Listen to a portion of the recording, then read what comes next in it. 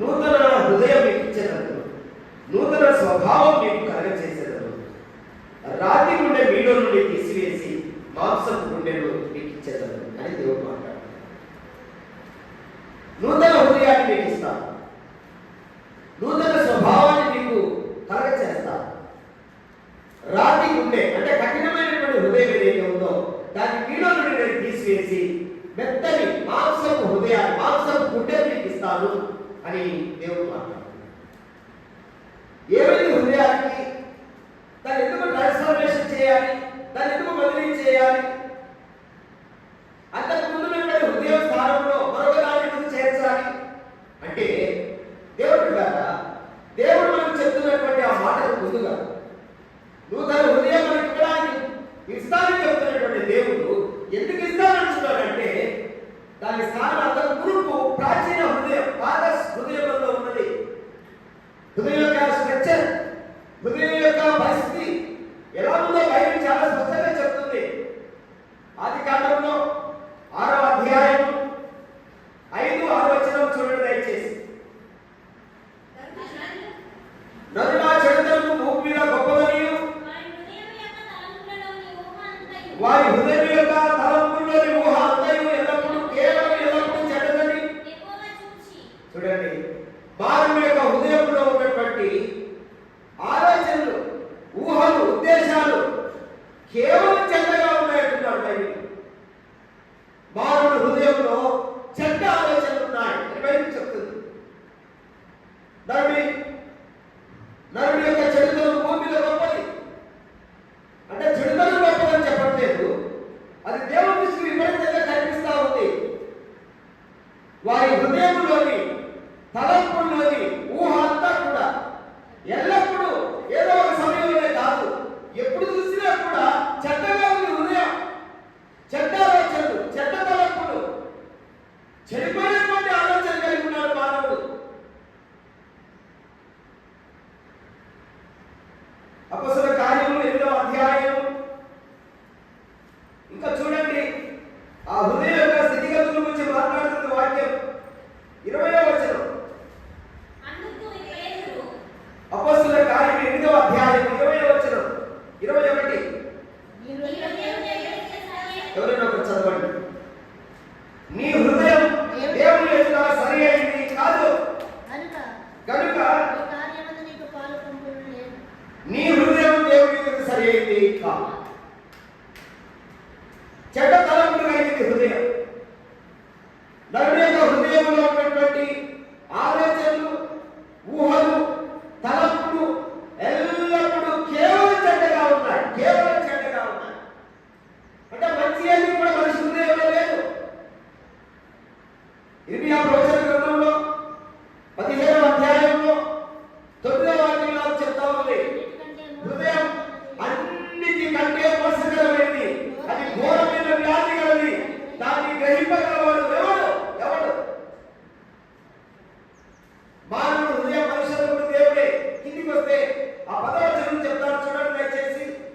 ఇర్మియా గ్రంథం 17:10 చదవండి. వారి ప్రవర్తనను బట్టి వారి యొక్క క్రియల ఫలం చొప్పున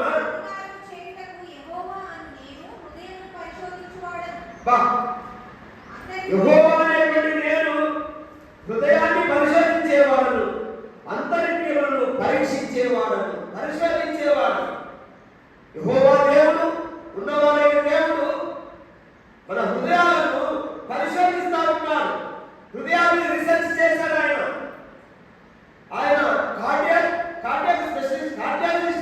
కార్డియాలజిస్ట్ ఆయన, ఒక పెద్ద హృద్రోగ నిపుణుడు ఆయన. ఎందుకంటే మన హృదయాన్ని తయారు చేసింది ఆయనే. మనిషిని ఈ భూమి మీద సృష్టించిన వాడు ఆయనే.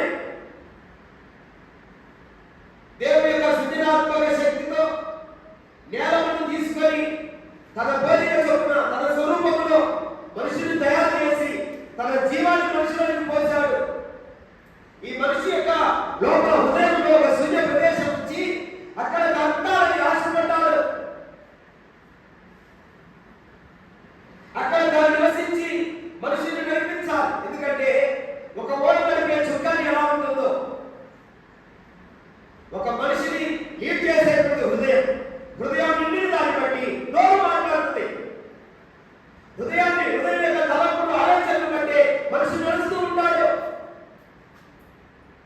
కనుక హృదయ పరిశోధకుడు ఆయన, పరిశోధకుడు.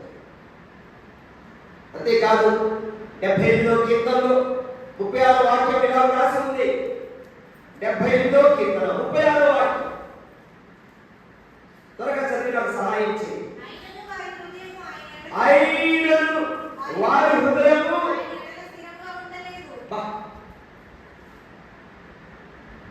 వారి హృదయం రాలేదు, స్థిరంగా లేదు.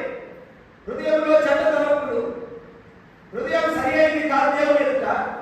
మూడవది, హృదయము స్థిరమైనది కాదు, స్థిరత్వం లేదు, చంచల హృదయం. దేవుడి ద్వారా జాగ్రత్తగా వాక్యాన్ని గమనించాలి. సాధకులు అంటారు, కర్మ హృదయులందరూ యెహోవాకు హేయులు. హృదయంలో గర్వం, అహంకారం ఉంటుంది. అంతేకాదు మార్క్స్ సువార్తలో 7వ అధ్యాయంలో 21-22 వచనాల్లో ప్రభువైన యేసుక్రీస్తు వారి మాట్లాడుతున్నారు. చదవండి. లోపల నుండి అనగా హృదయంలో నుండి దురాలోచనలు, జారత్వములు, చెడుతనము, అమ్మా చదవండి, వ్యభిచారము, లోభములు, కృత్రిమములు, కామ వికారం, మత్సరము, దేవదూషణ, అవివేకము, అహంభావము, అవివేకము, ఈ చెడ్డవన్నీ హృదయంలో నుండి బయట వెళ్ళి మనిషిని అపవిత్రం చేయును. 13 రకాలైన పాపాలు ఉన్నాయి. హృదయంలో ఎన్ని రకాల పాపాలు? 13 రకాలైన పాపాలు. హృదయమే అగాధమైన లోయరా, మానవులను మలచే కార్ఖానరా, మానవులను నడిపే చుక్కానిరా, మంచి చెడుల మిలితము, పాప పుణ్య ఫలితము, మంచి చెడుల మిలితము, పాప పుణ్య ఫలితము, మనిషి మనిషి చూచుకునే చోటురా. హృదయమే అగాధమైన లోయరా, మానవులను మలచే కార్ఖానరా, మానవులను నడిపే చుక్కానిరా. హల్లెలూయా. హృదయం యేసు ప్రభు చెప్తున్నాడు, వెనక నుండి లోపలికి పోగునేది మనిషి అపవిత్రం చేయదు, కానీ లోపల నుండి అనగా హృదయంలో నుండి బయట వెళ్ళి మనిషిని అపవిత్రం చేస్తుంది. 13 రకాలైనటువంటి పాపములు హృదయంలో ఉన్నాయి. వీటన్నిటి కేంద్రంగా ఉంది హృదయం. ఈ చెడ్డవన్నీ మనిషి యొక్క హృదయంలో నుండి బయటకు వచ్చి మనిషిని ఏం చేస్తాయి? వెలుపల నుండి లోపలికి పోవడానికి, వెలుపల ఉన్నటువంటి పాపాన్ని లోపలికి పంపించేటువంటి అవయవాలు ఉన్నారు. లోపల నుండి పాపమంతటిని ఎదగట్టేటువంటి ఒకే ఒక కేంద్రం ఒక మనిషిలో ఉంది. బైబిల్ రాస్తుంది యాకోబు పత్రికలో, మీలో దురాశలను చూడండి ఒకసారి. యాకోబు పత్రిక 4వ అధ్యాయం, మీలో యుద్ధములను పోరాటములను దేని నుండి కలుగుతున్నవి? మీ అవయవములలో పోరాడు మీ భోగేచ్ఛల నుండియే కదా. బైబిల్ యుద్ధం గురించి మాట్లాడలేదు, బైబిల్ రష్యా ఉక్రెయిన్ గురించి మాట్లాడలేదు, ఇజ్రాయెల్ గాజా గురించి, హమాస్ గురించి మాట్లాడలేదు. మనలోనే యుద్ధం జరుగుతాము, సంఘర్షణ. మీరు చూస్తారా చాలాసార్లు కొంతమంది వాళ్ళే మాట్లాడుకుంటే వెళ్తా ఉంటారు. ఒక్కలే ఎవరు ఉండరు పక్కన. తీవ్రమైన సంఘర్షణ, లోపల హృదయంలో ఒక ఆందోళన, సంఘర్షణ, లోపల ఒక భయంకరమైనటువంటి కొట్లాట. మనుషులు వాళ్ళు మాట్లాడుకుంటారు. దేవుడు ద్వారా మీలో యుద్ధములను పోరాటములు దేవుడిని కలుగుతున్నవి. మీ అవయవములో పుట్టేటువంటి భోగేచ్ఛల నుండి కదా. మన శరీర అవయవాల్లో భోగేచ్ఛలు, మన కళ్ళ గురించి బయటకు చెప్తుంది, చెడ్డ కళ్ళను రాస్తుంది.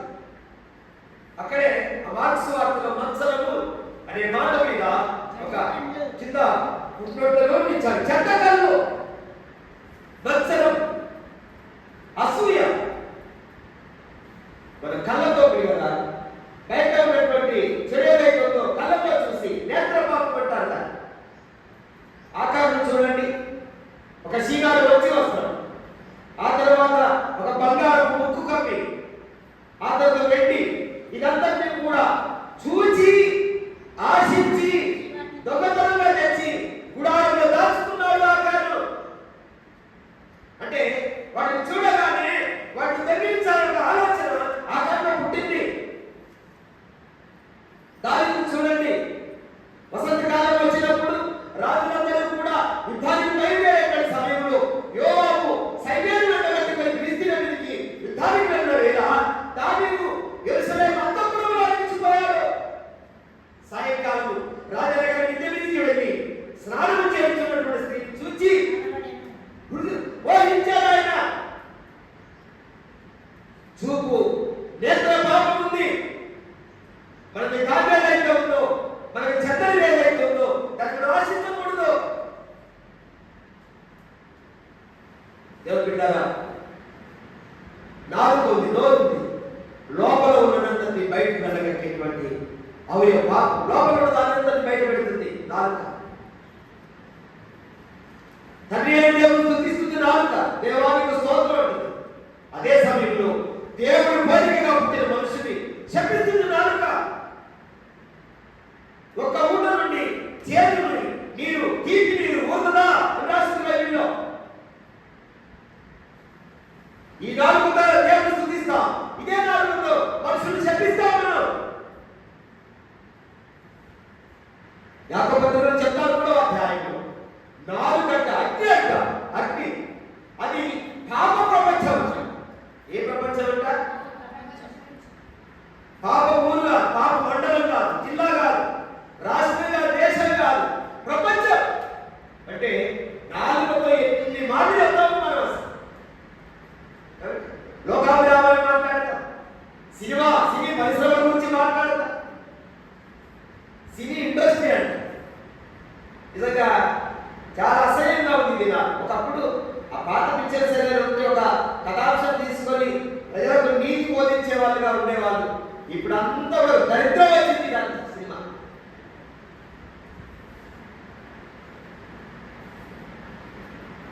డ్రింకర్ సాయి అంటే ఏదో కనపడదు. ఏ సాయి అంటే వాడు తాగేదానికి సినిమా. ఈ రోజున సమాజంలో బాగా అరాచకత్వం, అవినీతి, బాగా లచ్చ పెడతారు, బయట అశ్లీలత, ఇవన్నీ బాగా ప్రజల్ని పోవడానికి సినిమా బాగా ప్రభావం చూపిస్తాను మనుషులు.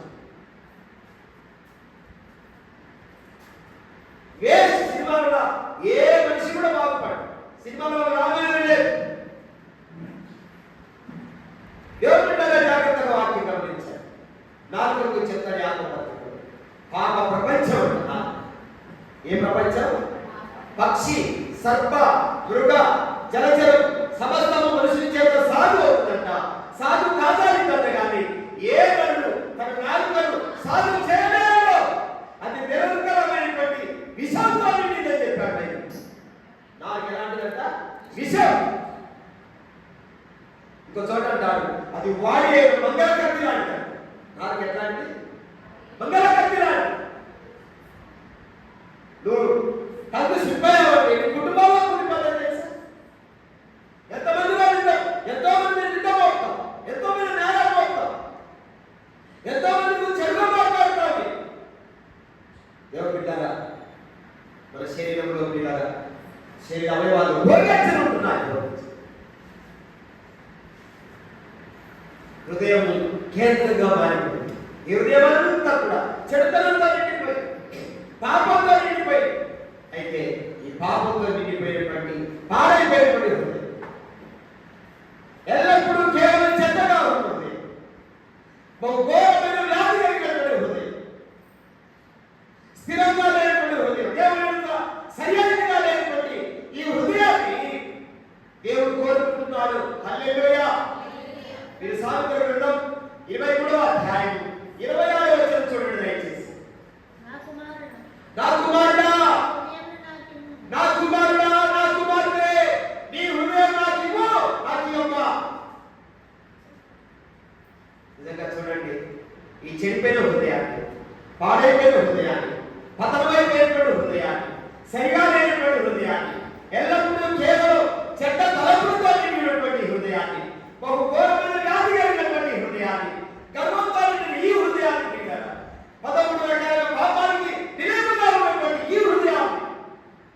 నోరు తెచ్చి అడుగుతున్నాడు, నా కుమారుడా, నా కుమార్తె, నీ హృదయం నాకు ఇవ్వు. హల్లెలూయా. అభివృద్ధితమైన ఉంటాడు. విస్తారమైన పనులు నాకు ఎందుకు? బాగా గొర్రెల రక్తమందైనా, గొర్రె పిల్లల రక్తమందైనా నాకు ఇష్టం లేదు, నాకు ఇష్టం లేదు. 1000 కొనల మీద పశువులు నావే కదా, ఆకాశంలో ఎగురుచున్న పక్షులు నావే కదా. మీరు నా కొరకు ఏమిస్తారు, ఏమి ఇవ్వగలుగుతారు? నాకు ఏ అవసరం లేదు. దేవుడు మనిషి దగ్గర ఏమి కోరుకోవట్లేదు, ఏమి ఆశించట్లేదు. కానీ మన దగ్గర కోరిక ఉంటుంది, అది మన హృదయానికి అని కోరుకుంటున్నాడు. హల్లెలూయా. ఏమడుగుతున్నారైనా? నీ హృదయము ప్రభుకిమ్మో, ప్రభు జీవము నీనకును. నీ హృదయం ప్రభు జీవము నీనకును.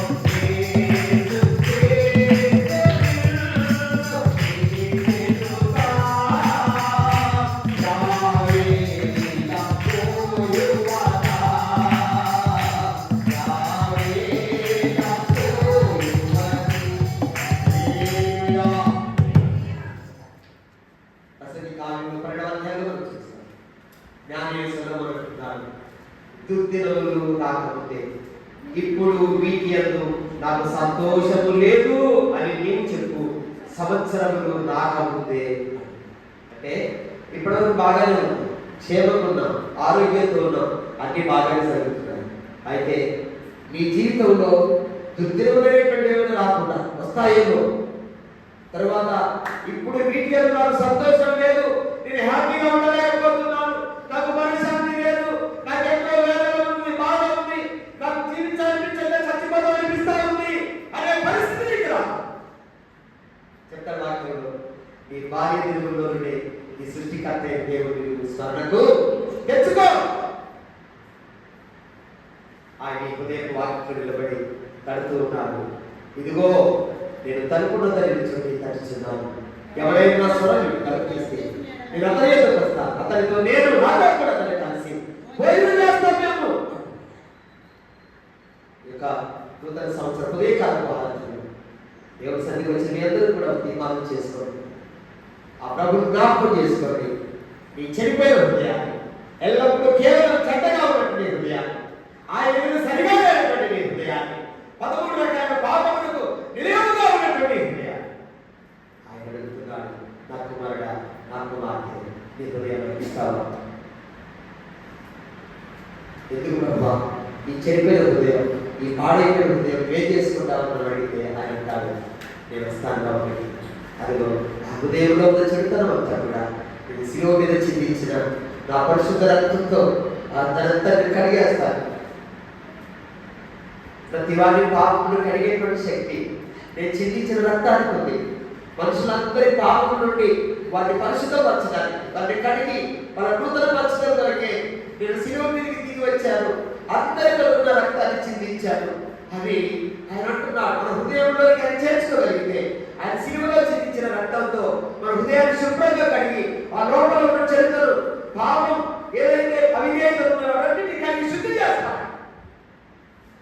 అప్పుడు ఆయన చేసే పని ఏంటంటే ఆ హృదయం నూతన చెప్పండి, ఏం చేస్తాడు? నూతన హృదయం ఇస్తాడు. నీవు ఆయన హృదయం సమర్పించుకుంటే, నీ హృదయంలో గారిని చేర్చుకుంటే నీకు నూతన హృదయం ఇస్తాడు. నీకు నూతన స్వభావాన్ని చేస్తాడు. నీకు కఠిన హృదయం, దొడ్డవారిగా హృదయం, కరకాయపడివి నీ అంతకు ముందు హృదయాన్ని తీసి పడవేసి మెత్తని హృదయం, మాంసం హృదయాన్ని మంచి హృదయం ఆ ప్రభు మీకు సమర్పిస్తాను. ఈ నూతన సంవత్సరం, ఈ మొదటి విధానం ఇక ప్రేమతో ఆయన మీతో మాట్లాడుతున్నాడు. ఇక్కడ వాళ్ళు ఎంతమంది ఆయన హృదయం సమర్పించకుండా ఉన్నారు, అందరితో మాట్లాడుతున్నాడు. మీ హృదయానికి పడుకుంటున్నాడు. ఆయన మీ హృదయం సమర్పిస్తాడు. కానీ ప్రార్థన చేసుకుంటాడు. తల వచ్చేందుకు కనిపిస్తాడు. ప్రార్థన చేసుకుంటాడు.